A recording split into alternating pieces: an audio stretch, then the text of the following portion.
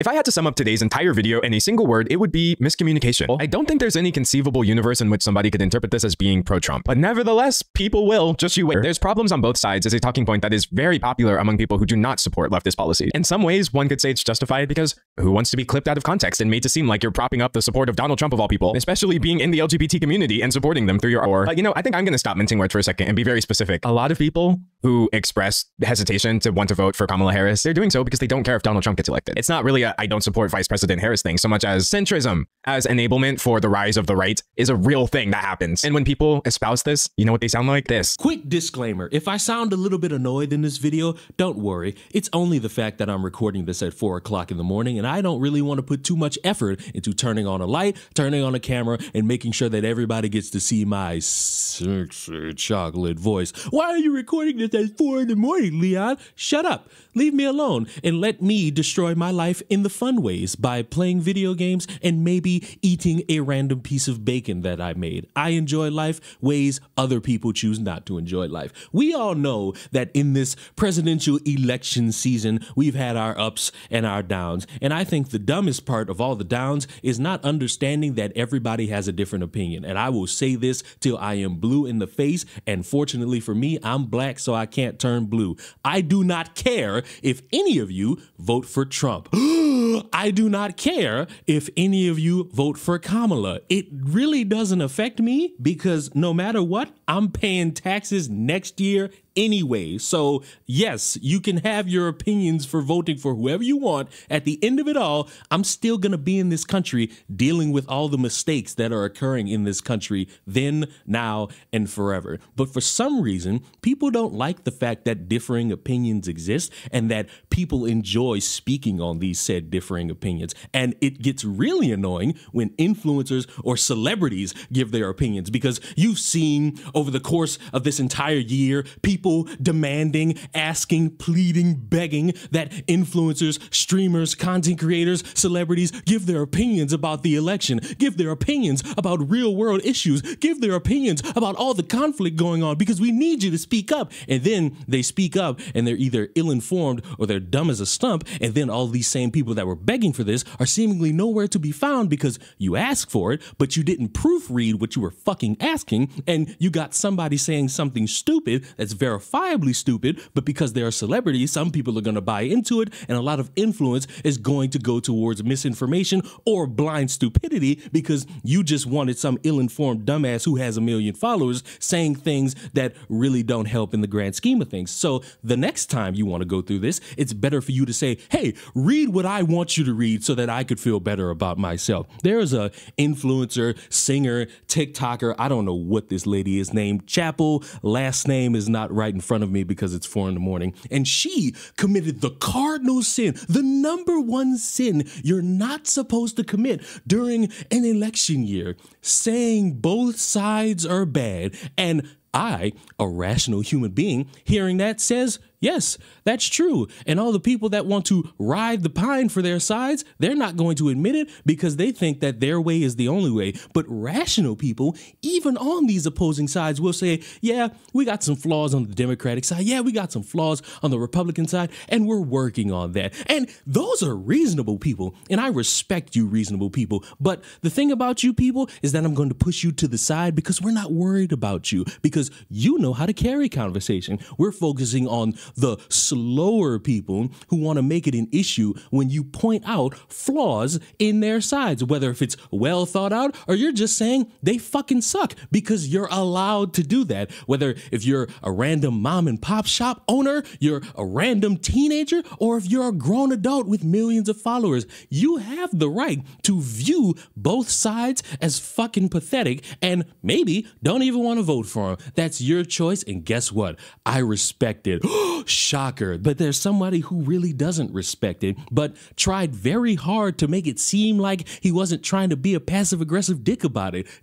Wallace. And he did this video and my God, it's terrible. It's a bunch of straw manning. It's a bunch of, hey, you shouldn't do this because you're this person and you should be careful because what you say could be interpreted a different way, which is excusing a lot of stupidity online because D'Angelo, if you say something right now, I could interpret it as you wanting to hunt hunt me down, kill me, cut my thumb off, and sell it to the highest bidder because you didn't word it to the exact finite detail. And there's this exact moment in his video that irks me so much. However, we have a saying in the world of communication, and I do feel like I get to say we because I know I make a lot of jokes about my fake degrees in my videos, but I do actually have a degree in mass communication with a concentration in digital film and television production, etc. And one of the first things I was told is that the burden of communication falls on the communicator. It's your job to make sure that you're not being misunderstood. Now, there is a huge debate actually about this. You can find people saying this is a myth and communication should be a two-way thing. The audience has a responsibility to be critical about what they're hearing and be open to it, but they're not. That's the thing. Audiences they're not like this. And what annoys me about it is what he says later, which he thinks might be his get out of jail free card from a bunch of people who will see the video and obviously criticize him. But, and I really hope this doesn't sound like I'm coming for Chaperone or something like that. I just don't want to sound like a man saying, Chaperone needs to shut up. She's so annoying and she's so mad. Just stop talking, because I promise y'all, this is actually my hyperfixation. I care so much about her message and how it comes across. And I feel like it's so frustrating seeing this missed opportunity when I think it could have been done a lot better. You can have any opinion you want, D'Angelo.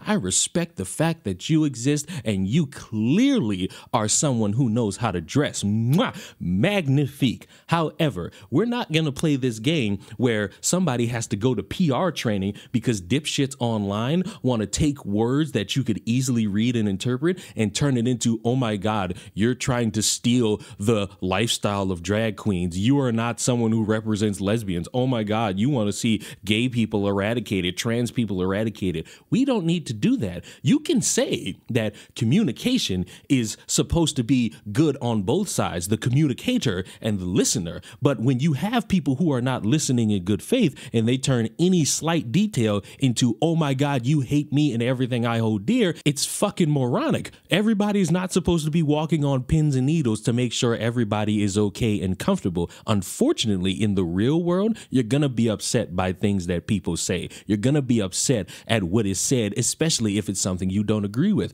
And the best thing for you to do is to open your ears and listen. And maybe it's something you don't want to listen to. You know what else you could do other than just listening? You could walk away, because that line of rhetoric is not the only line of rhetoric that exists in the world. It's not the only thing that exists that you have to listen to for your entirety of life. What you say about people on the right have been saying about individuals on the left. And it's this topsy-turvy that all comes back to what Chappelle Roan said. Both sides fucking suck. And she was right. She got bitched into admitting out loud that she's gonna vote for Kamala. And wow, it should have never got to that point. But I'm not blaming her. I'm blaming dipshits like D'Angelo who want to take words, turn it into something bigger, and pigeonhole somebody into submission, thinking this is going to be the right thing and this will make everyone agree that now on you're gonna speak this way so that no one is upset. Congratulations.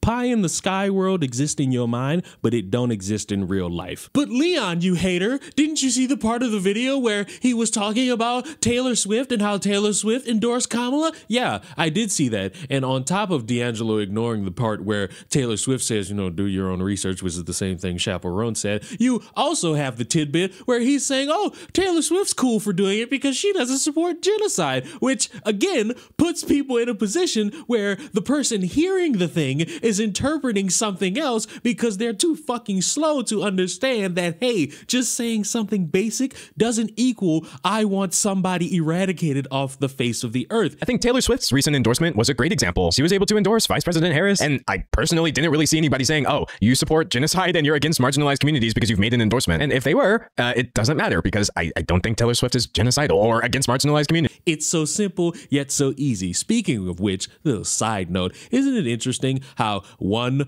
other country conflict kind of has been ignored for maybe almost a few years, give or take a couple months, to focus on another other country conflict, which if another country conflict starts will be ignored again, because a lot of Americans seemingly love talking about things that they are miles away from and they will never take the trip to go see for themselves, because it is dangerous to do, but it's always funny how selective people get and how their attention spans are so fucking terrible. Because last I checked, there's another conflict that was talked about and was trendy to talk about that, to my knowledge, is still going on. And if I'm wrong about that, I would just bite the bullet. But I'm still in my mind thinking that that conflict is still going on, but it's not being talked about enough anymore because, again, Americans are only able to focus on certain things, not everything. We are going to end this video with the dumbest thing said by D'Angelo, and I want you to hear it without me interrupting. I was first starting to form my own political opinions, aka not the brainwashing I endured growing up in South Central Texas in a religious environment.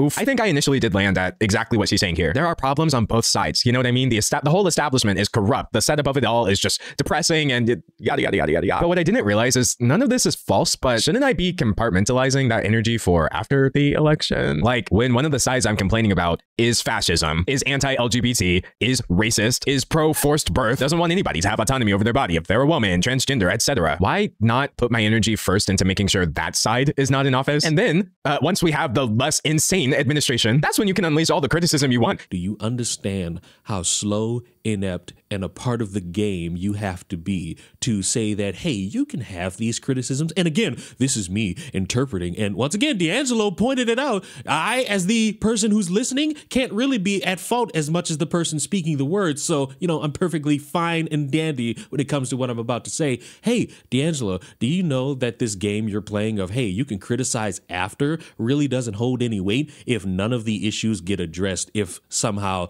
Kamala wins the election? And again, I've said it since January. I don't know who's going to win. Don't ask me. Don't refer me to a bunch of polls because none of those matter to me. What matters is a poll in November. But D'Angelo, do you recognize that having these criticisms now could create conversation and could keep people informed about how people want to navigate certain issues and how people want to vote in regards to those certain issues, and why it is important to have conversations surrounding this, not waiting until after the election? Because that level of thinking is how we got to this point, where a bunch of motherfuckers end up ill-informed and not wanting to give their opinions and not wanting to speak their minds about their concerns about both parties, because motherfuckers want to wait till after the election when everything is all nice, rosy-cheeked, and done. That way, the points are mute because one side won and one side lost. Disastrous levels of thinking. And how dare you paint a brush on this by saying, oh, well, I'm not trying to be rude to a woman. I'm not trying to police a woman's speech. That's exactly what you fucking did. Congratulations. You jumped through a hoop, but while trying to do it professionally, you tripped over yourself